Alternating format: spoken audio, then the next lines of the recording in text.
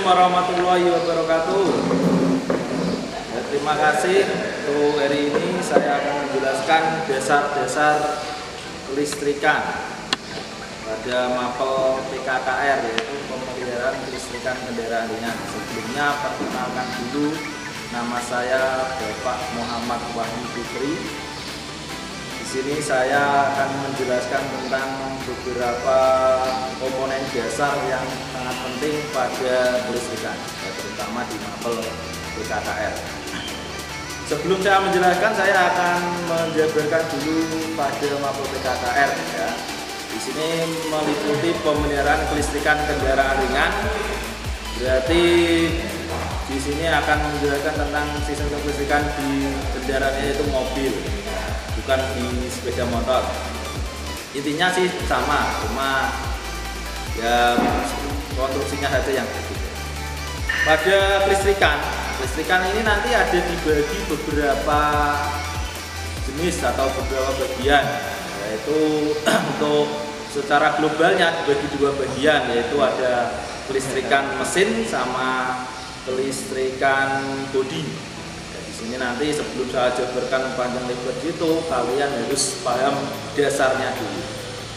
Sebelum kita saya jelaskan satu persatu, ini akan saya perlihatkan barang-barangnya, sudah saya tampilkan juga supaya lebih jelas, ya, juga supaya lebih paham. Jadi tidak hanya ngomong nanti kan kurang begitu real. Ya, untuk komponen dasar kelistrikan, yang pertama pada dasarnya, yaitu komponen dasar kelistrikan yang pertama ada baterai, kemudian ada kabel kelistrikan, ada kunci kontak, kemudian ada fuse atau sekring, ya, selanjutnya ada relay. Itu komponen yang sangat penting, semua sistem pasti akan memakai semuanya. Yang pertama yaitu baterai. Nah, ini namanya baterai, ya. Kalau menyebutnya orang di bengkel itu dengan disebut aki. Nah, ini baterai ini dengan kapasitas sekitar 36 ampere. Jadi ada beberapa jenis baterai, ya. Semakin besar baterai itu semakin ampernya semakin besar. Nah, kalau ini tegangannya 12 volt, juga ada yang 24 volt, biasanya dipakai di kendaraan-kendaraan diesel. Itu pakainya aki besar karena juga memutarkan mesin yang besar. Baterai ini sendiri ada dua terminal, ya. Yang pertama ada terminal positif, yang keduanya ada terminal negatif.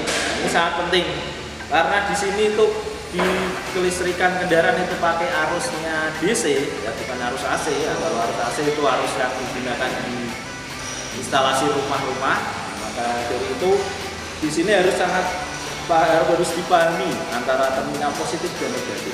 Kalau kebalik nanti akan terjadi hal-hal yang fatal.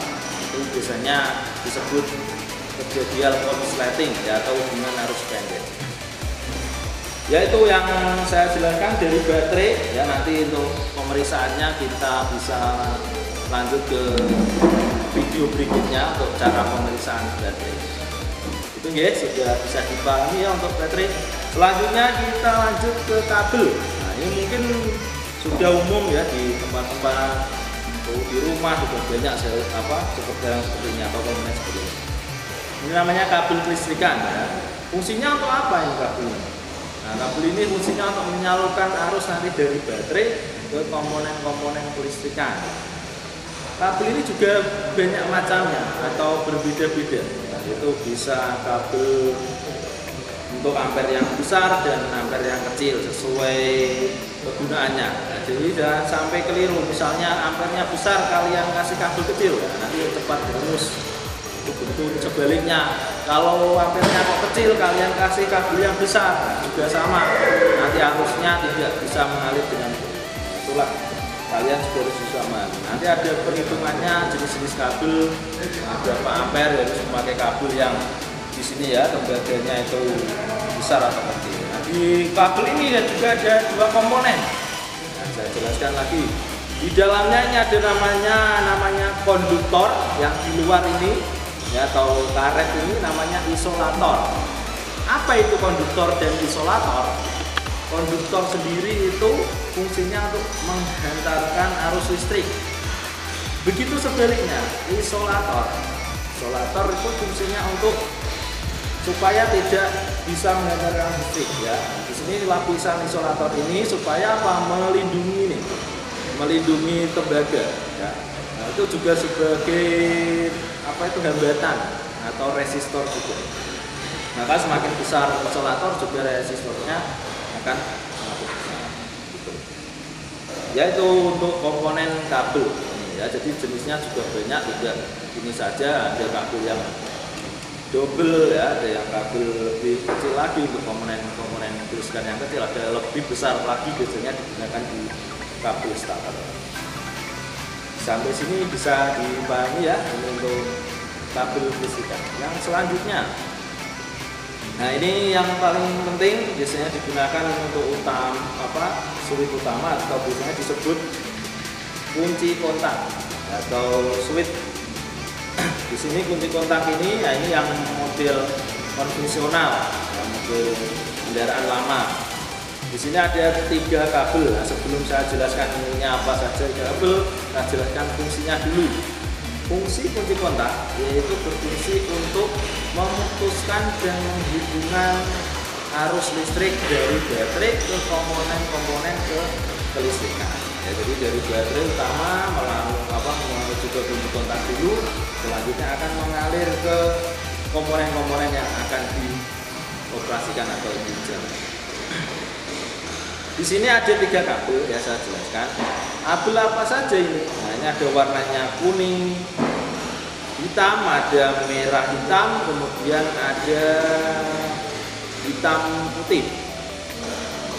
Saya jelaskan dari awal ya. Ini yang pertama ada merah hitam. Nah, ini kabel B atau kabel positif baterai. Jadi dari baterai ini langsung menuju ke kabel merah hitam ini. Fungsinya untuk mengalirkan arus dari baterai menuju ke kunci kontak. Selanjutnya dia akan keluar ke ini hitam putih. Nah, ini namanya kabel IG. Kabel IG ini untuk apa?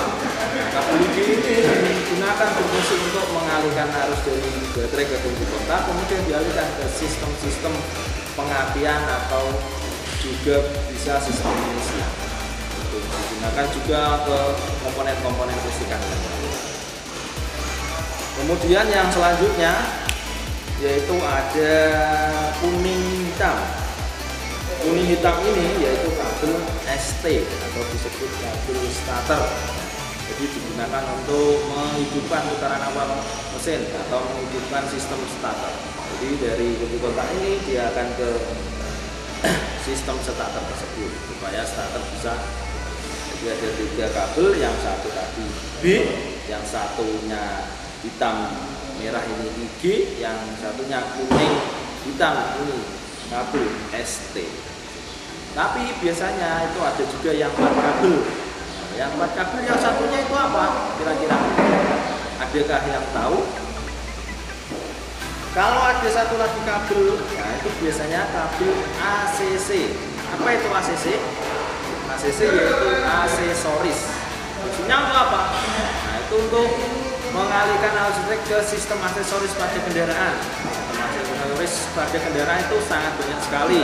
Ada sistem power window, sistem power mirror, kemudian wiper, laser, apa itu semua. Nah, nanti kita jelaskan ke video berikutnya. Bisa dipahami ya sampai sini. Ya, ini kunci kontak. Kita lanjut ke komponen selanjutnya, komponen dasar kelistrikan selanjutnya.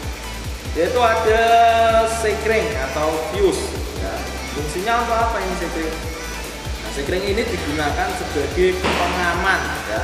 Tadi kan saya jelaskan kalau terjadi hubungan arus pendek itu akan terjadi konsleting. Nah, makanya di sini ada namanya komponen fuse atau sekring sebagai pengaman. Jadi jika ada hubungan arus pendek, nanti fuse ini akan putus, ya, akan putus sehingga tidak akan merusak komponen kelistrikan yang lain. Jadi tidak terlalu fatal. Kalau ini kan harganya murah, jadi tidak kalau sampai yang putus lampunya atau lain kan mahal. Jadi supaya juga meminimalisir efisien dana supaya ya untuk perbaikan ya. Jadi fungsi sekring ini ya sebagai pemutus hubungan arus listrik secara otomatis ketika ada hubungan arus pendek atau konsleting. Itu fungsinya dari fuse. Nah, ini ada fuse besar sama kecil. Nah, ini digunakan untuk kendaraan konvensional yang mobil-mobil dulu ya, mobil yang sudah tua yang tahun-tahun lama. Kalau yang ini yang mobil sekarang kecil itu, nah, untuk kendaraan injeksi ya, mobil sekarang seperti yang di belakang saya ini itu sudah pakai fuse yang kecil. Bisa dipahami sampai sini ini sekring ya. Jadi ini sekring sini juga ada beberapa jenis ya, jenisnya sesuai nih.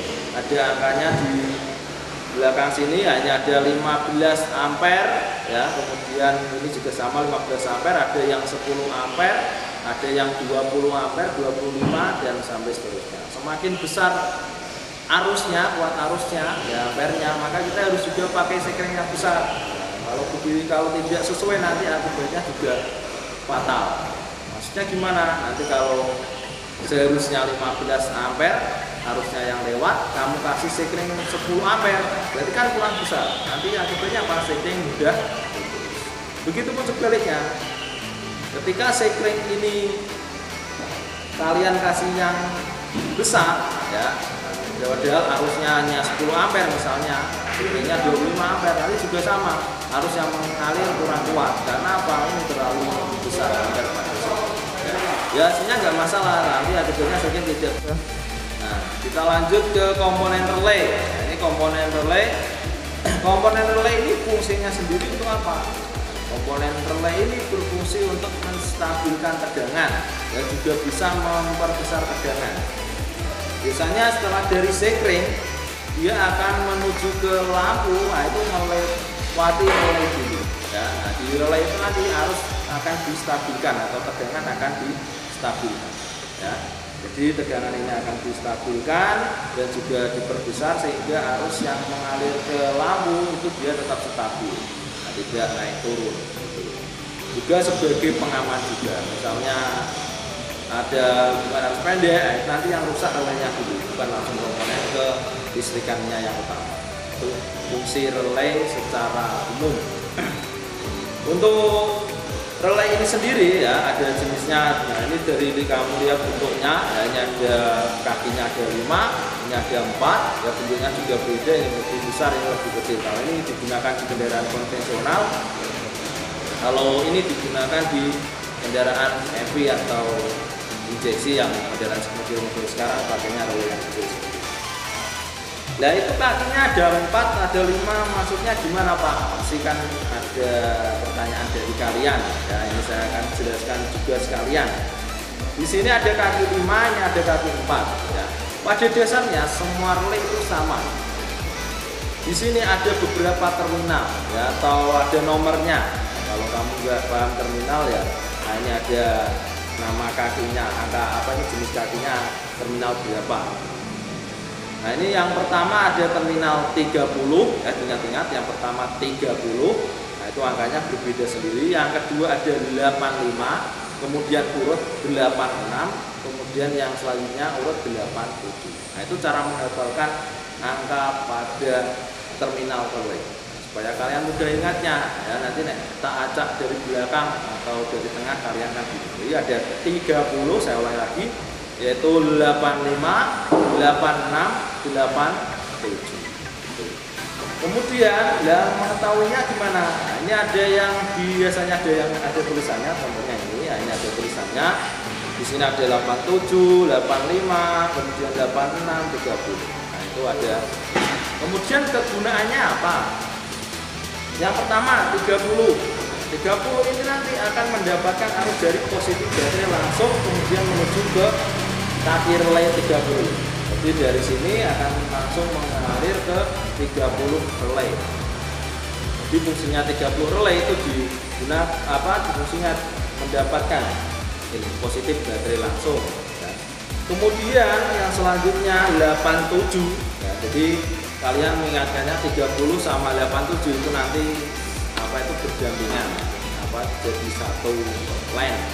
30 kemudian dia akan mengalir ke 87 ini nanti dia akan menuju ke komponen yang akan dihidupkan, contohnya lampu tadi ya. Jadi dari 30 kemudian ke 87 ke komponen atau beban kelistrikan yang digunakan, contohnya lampu.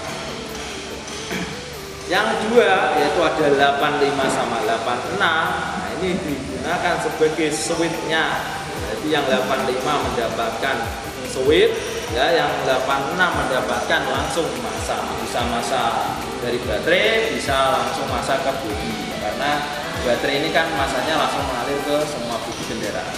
Jadi 85 itu mendapatkan switch, misalnya saklar lampu ya, kemudian 86 itu ke beban kelistrikan ke massanya ya.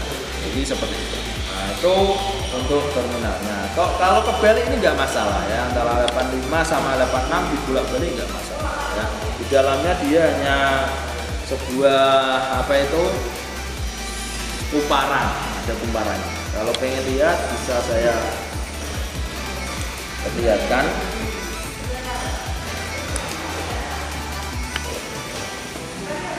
Sebentar, ini agak susah bukanya ini.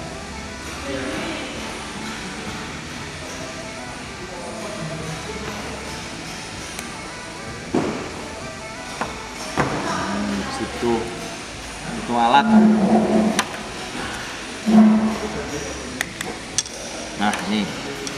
Nah ini di dalamnya komponen relay ya. Ini ada lilitan. Lilitan ini akan terhubung dengan terminal 85 sama 86. Ketika lilitan ini dialiri arus listrik, dia akan menjadi magnet.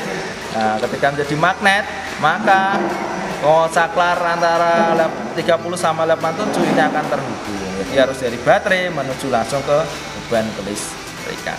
Jadi nanti seperti itu cara kerja relay. Selebihnya nanti saya akan diperlihatkan gambarnya. Bisa dipahami ya? Itu komponen relay. Nah, itu komponen-komponen dasar kelistrikan yang harus kalian pahami. Jadi semua komponen ini ya, dari baterai tadi ya, atau disebut aki, kemudian kabel listrik atau kabel listrikan, kemudian switch atau kontak, kemudian ada sekring, kemudian ada kalian harus paham dan harus tahu fungsinya, karena di semua sistem kelistrikan di kendaraan pasti menggunakan listrik. Tidak ada yang lepas dari komponen. Jadi kalian kalau sudah tidak paham ini ya nanti susah lanjutnya ke sistemnya. Oke, mungkin itu dari saya untuk penjelasan sistem dasar kelistrikan ya. Nanti selebihnya kalau mungkin tidak paham ya bisa komentar atau kasih pertanyaan ke saya, nanti akan saya jelaskan ke video selanjutnya. Itu aja, terima kasih. Sekian, wassalamualaikum warahmatullahi wabarakatuh.